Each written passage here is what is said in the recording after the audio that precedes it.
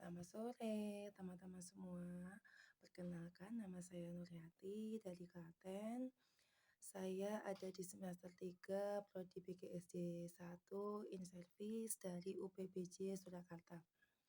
Di sini saya akan menyampaikan presentasi singkat mengenai pelajaran dari sejarah Pancasila bagi generasi muda dalam proses lahirnya Pancasila. Seperti kita ketahui teman-teman, Pancasila dalam lintas sejarah itu meliputi fase pembuahan, fase perumusan, juga fase pengesahan.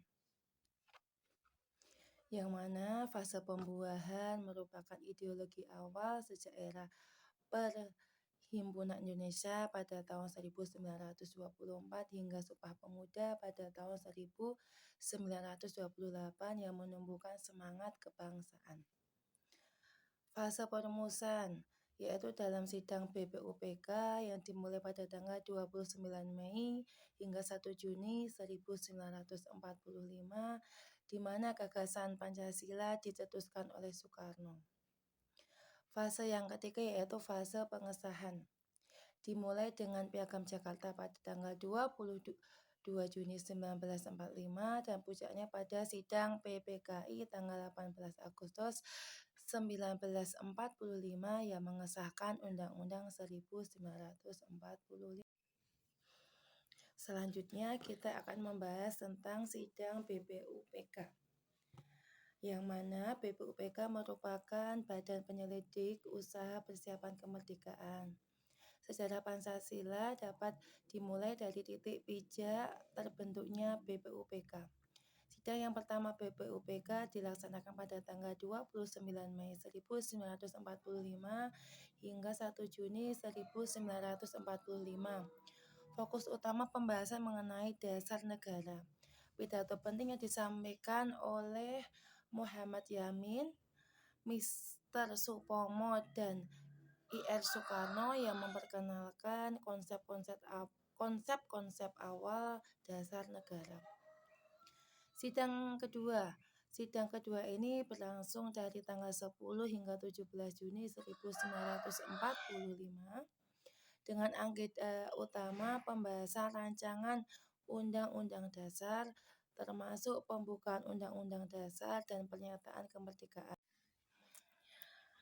Sidang BPUPK pada tanggal 1 Juni 1945, ya Soekarno mengutarakan pidatonya mengenai 5 prinsip dasar negara Indonesia. Menurut Soekarno, dasar bagi Indonesia merdeka itu adalah dasarnya suatu negara yang akan didirikan yang disebut dengan filosofis Grundslag, yaitu fundamental, filsafat, jiwa, dan pikiran. 5 prinsip dasar negara tersebut adalah yang pertama, yaitu kebangsaan, dasar yang kedua yaitu internasionalisme, dasar yang ketiga yaitu mufakat, dasar yang keempat kesejahteraan, dan dasar yang kelima yaitu Selanjutnya kita akan membahas tentang Piagam Jakarta. Dokumen sejarah ini dirumuskan oleh Panitia 9 pada tanggal 22 Juni 1945 sebagai cikal bakal pembukaan Undang-Undang Dasar 1945. Berikut isi dari Piagam Jakarta atau Jakarta Charter. Yang pertama, ketuhanan dengan kewajiban menjalankan syariat Islam bagi pemeluk-pemeluknya.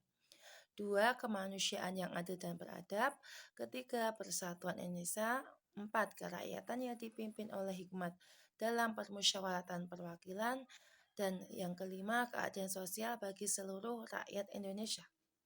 Awalnya Piagam Jakarta memuat sila pertama dengan tambahan frasa dengan kewajiban menjalankan syariat Islam bagi pemeluk-pemeluknya.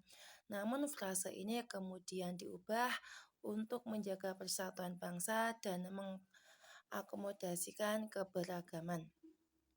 Perubahan rumusan ini menunjukkan komitmen para pendiri bangsa terhadap persatuan di atas segala perbedaan. Selanjutnya, kita akan membahas tentang pembentukan PPKI atau Panitia Persiapan Kemerdekaan Indonesia.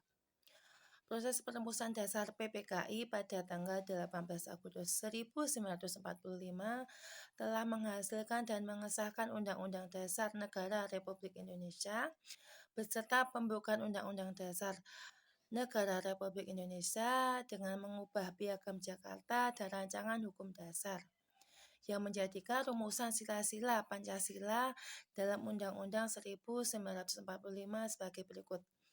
Sila yang pertama, Ketuhanan Yang Maha Esa. Sila kedua, kemanusiaan yang adil dan beradab. Sila ketiga, persatuan Indonesia. Sila keempat, kerakyatan yang dipimpin oleh hikmat kebijaksanaan dalam permusyawaratan perwakilan. Dan sila yang kelima, keadilan sosial bagi seluruh rakyat Indonesia. Setelah kita mempelajari tentang sejarah berdirinya Pancasila, kita dapat mengambil kesimpulan bahwa ada pelajaran penting yang dapat kita ambil, yaitu bahwa proses lahirnya Pancasila telah melibatkan banyak tokoh dan pihak. Hal itu menunjukkan pentingnya kolaborasi dan musyawarah. Proses perumusan Pancasila menunjukkan bahwa musyawarah itu diperlukan untuk mencapai kesepakatan bersama. Demikian presentasi singkat dari saya tentang sejarah berdirinya Pancasila. Semoga bermanfaat. Kurang atau lebihnya dalam sikap atau tutur kata, saya mohon maaf. Sekian dari saya. Wassalamualaikum warahmatullahi wabarakatuh.